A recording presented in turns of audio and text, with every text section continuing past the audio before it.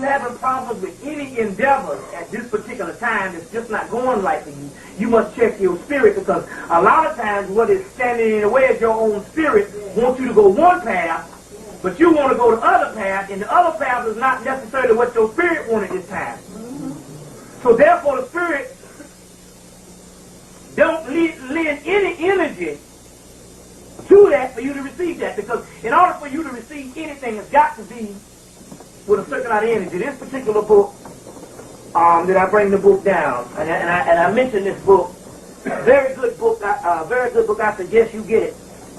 The Magician, the study and effects of the study and effects of magic, a study in effective magic. Now see, the white boy told me,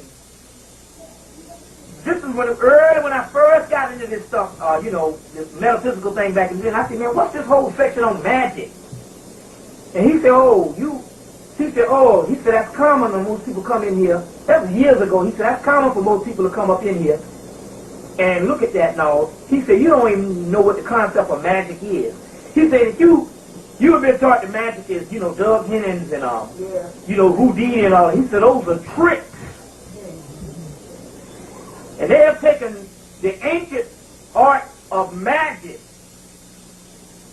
and have renamed it where the concept is lost, where you thinking of some trick shit.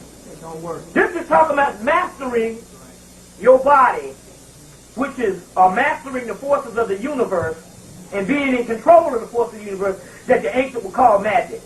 You now thinking some old hocus pocus spook thing.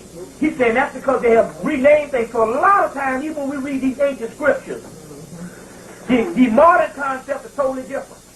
So when it says the study of a magic, the effect of a magic in here, they got a section in here talking about the subconscious. This guy named is Philip Cooper. There's a section, Philip Cooper. It's called The Magician. And see, the book came out in '94, but I slept on the book for a while. I got so much of those. And when I opened the book up one day, he said, listen, he said that everything around you is based on your subconscious. You cannot do anything not unless you convince your subconscious that it's real. So you can tell yourself all the hell, oh, it's real.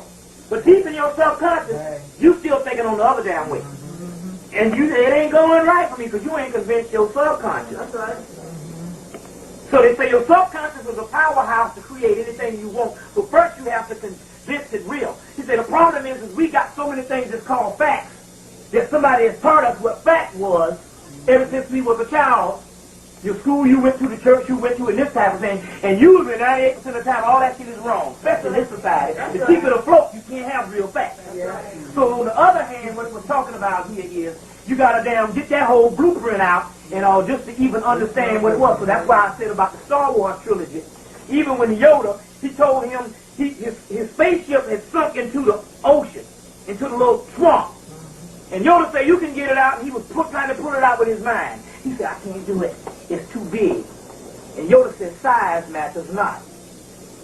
And then he said, I can't do it. He said, you want the impossible. And little Yoda, this big, closed his eyes and lifted the whole thing up, the ship up. And he said, I don't believe it. And Yoda said, that's why you failed. So we're talking about the subconscious. This is a very good book on that particular part, based on that. You can't get it until your mind believes it. It's just like the weight thing with a lot of women have to battle.